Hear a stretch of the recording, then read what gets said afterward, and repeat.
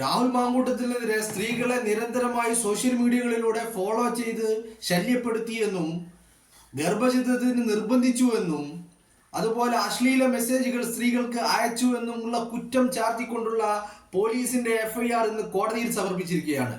ആ എഫ്ഐആർ പാടെ തള്ളിക്കൊണ്ട് രൂക്ഷമായ വിമർശനമാണ് കോടതി പോലീസിന് മേൽ നടത്തിയിരിക്കുന്നത്. ആരാണ് നിങ്ങളുടെ പുറകിൽ? നിങ്ങളെ ആരാണ് ഇത്തരത്തിൽ സമ്മർദ്ദം ചെലുത്തിയത്? ആര് പറഞ്ഞിട്ടാണ്? ഒരു തെളിവുമില്ലാതെ ഊഹാപോഹങ്ങളുടെ പേരിൽ ഇരയാരാണെന്നറിയാതെ, ഇരയുടെ പേര് എന്താണെന്നറിയാതെ, ഇരയുടെ മേൽവിലാസം അറിയാതെ ഇത്തരത്തിൽ ഊഹാപോഹങ്ങൾ മാത്രം സൃഷ്ടിച്ചുകൊണ്ട് നിങ്ങളോട് ആരാണ് ഇത്തരത്തിലൊരു റിപ്പോർട്ട് തയ്യാറാക്കി കോടതിയുടെ മുന്നിൽ വരാൻ പറഞ്ഞത്? ആരാണ് നിങ്ങൾക്ക് ഇത്തരം നിർദ്ദേശം നൽകിയത് എന്നുള്ള ചോദ്യമാണ് കോടതി മുന്നോട്ട് വെക്കുന്നത്. അപ്പോഴാണ് ഇന്നലെ നമ്മൾ ചെയ്ത ഒരു വീഡിയോയുടെ താഴെ വന്ന കുറച്ച് കമന്റുകൾ. ആ കമന്റുകൾ വി ഡി സതീശനെയും രമേശ് ചെന്നിത്തലയും കോൺഗ്രസിന്റെ നേതൃസ്ഥാനത്ത് നിന്ന് ഇറക്കി വിടണമെന്നുള്ള ആവശ്യമാണ് പ്രവർത്തകർ ആവശ്യപ്പെടുന്നത്, ഉന്നയിക്കുന്നത്. ഈ ആവശ്യമെന്ന് പറയുന്നത് ഇവരുടെ നിലനിൽപ്പിന് വേണ്ടി, വി ഡി സതീശന്റെയും രമേശ് ചെന്നിത്തലയും നിലനിൽപ്പിന് വേണ്ടി, അവർ സ്ഥാനമാനങ്ങൾക്ക് വേണ്ടി രാഹുൽ മാങ്കൂട്ടത്തിനെ ബലിയാടാക്കുകയാണ് ചെയ്തത് എന്നുള്ളതാണ്. അടുത്ത 2026 വരുന്ന നിയമസഭാ തെരഞ്ഞെടുപ്പ് അത് മുന്നിൽ കണ്ടുകൊണ്ട് മാത്രം രാഹുലിനെ ബലിയാടാക്കിക്കൊണ്ട് ഈ പാർട്ടിയെ പ്രതിസന്ധിയിലാക്കിയത് രമേശ് ചെന്നിത്തലയും വി ഡി സതീശനുമാണ് എന്നുള്ള തരത്തിലാണ് പ്രവർത്തകർ പ്രതികരിക്കുന്നത്. പ്രവർത്തകരുടെ അതിശക്തമായ ആവശ്യം, എന്തിനധികം കെ സുധാകരനെ KPCC പ്രസിഡന്റ് സ്ഥാനത്ത് നിന്ന് മാറ്റിയത് പോലും ഇത്തരത്തിൽ ഈ രമേശ് ചെന്നിത്തലക്കും വി ഡി സതീശനും അവരുടെ സ്ഥാനമാനങ്ങൾ ഉറപ്പിക്കുവാനുള്ള തത്രപ്പാടായിരുന്നുവെന്നും അതിന്റെ ഏറ്റവും അവസാനത്തെ ഇരയാണ് രാഹുൽ മാങ്കൂട്ടത്തിൽ എന്നും കൂടി കൂട്ടിച്ചേർക്കുന്നു. രാഹുൽ മാങ്കൂട്ടത്തിനെ ഇത്രയധികം വേട്ടയാടാൻ കാരണക്കാരായത് ഈ രമേശ് ചെന്നിത്തലയും വി ഡി സതീശനുമാണെന്ന് പ്രവർത്തകർ നിരന്തരമായിട്ട് ആരോപിച്ചു കൊണ്ടിരിക്കുകയാണ്. അതിൽ ചില പ്രധാനപ്പെട്ട കമന്റുകളുണ്ട്. ആ കമന്റുകൾ ഞാനൊന്ന് വായിക്കാം. സത്യം വിജയിച്ചു വരട്ടെ, ശക്തനായ ഒരു പ്രവർത്തകനെ ആശിപ്പിക്കാതെ തിരിച്ചു കൊണ്ടുവരാൻ കോൺഗ്രസിന് കഴിയട്ടെ എന്ന് വളരെ പോസിറ്റീവായിട്ട് ഒരാൾ കമന്റ് ചെയ്യുന്നു.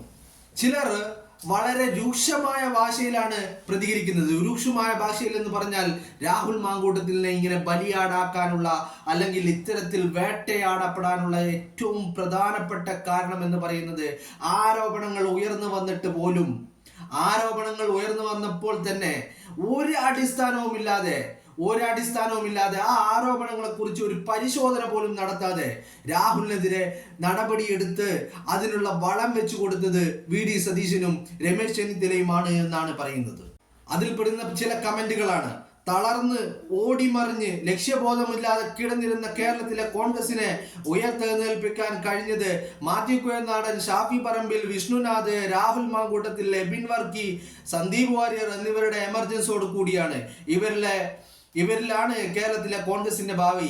രാഹുൽ എത്രയും പെട്ടെന്ന് തിരിച്ചു വരട്ടെ എന്ന് പറയുന്നുണ്ട്.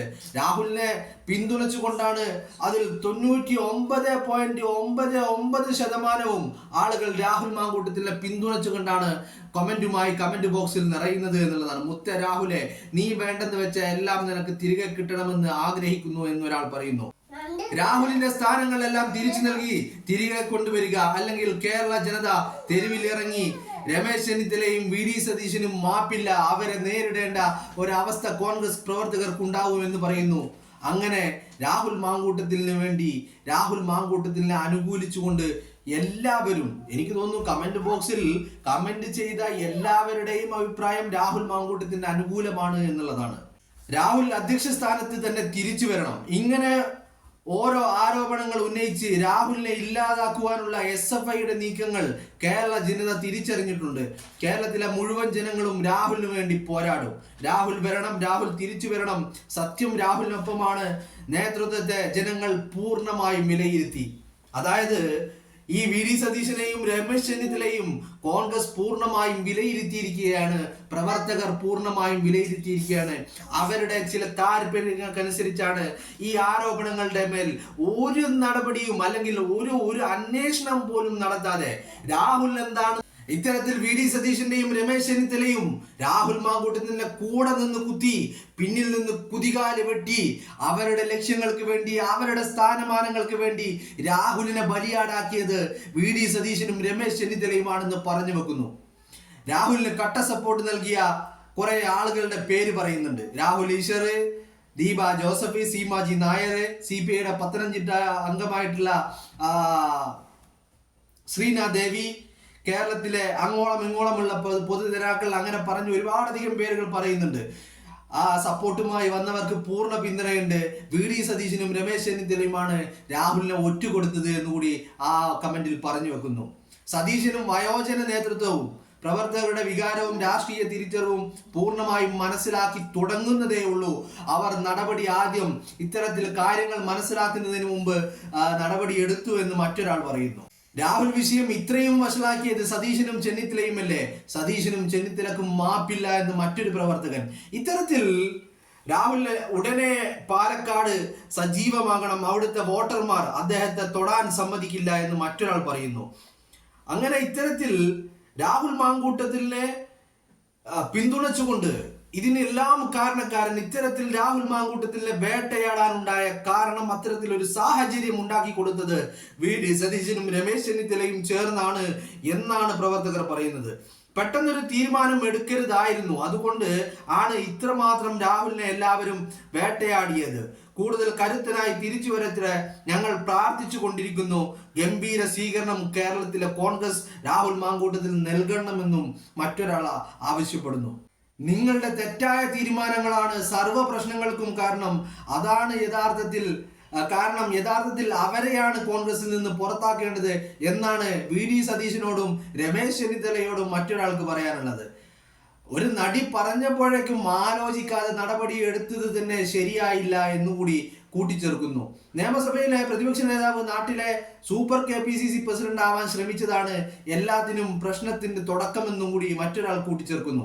ഇത്തരത്തിൽ രാഹുൽ മാങ്കൂട്ടത്തിനെ തേജോവധം ചെയ്യാൻ, ഇങ്ങനെ വേട്ടയാടാൻ രാഹുൽ മാങ്കൂട്ടത്തിനെ ബലിമൃഗമാക്കി എറിഞ്ഞു കൊടുത്തത് VD സതീശനും രമേശ് ചെന്നിത്തലയുമാണ് എന്നുള്ളതാണ് ഭൂരിപക്ഷം ആളുകളുടെയും ഒരു അഭിപ്രായം എന്ന് പറയുന്നത്. രാഹുൽ മാധ്യമങ്ങളിൽ ഈ പ്രസ്ഥാനത്തെ പ്രതിരോധിച്ചവനായിരുന്നു.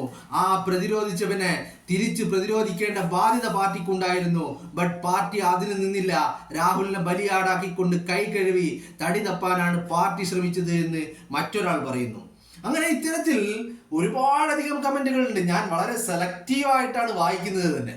ഇത്തരത്തിൽ രാഹുൽ മാങ്കൂട്ടത്തിന് എല്ലാവിധ പിന്തുണയും അർപ്പിച്ചുകൊണ്ട് കോൺഗ്രസ് പ്രവർത്തകർ VD സതീശനും രമേശ് ചെന്നിത്തലയും ചേർന്നുകൊണ്ടാണ് സാഹചര്യം, അന്തരീക്ഷം വഷളാക്കിയത് എന്നും കൂടി പറഞ്ഞു വെക്കുകയാണ്.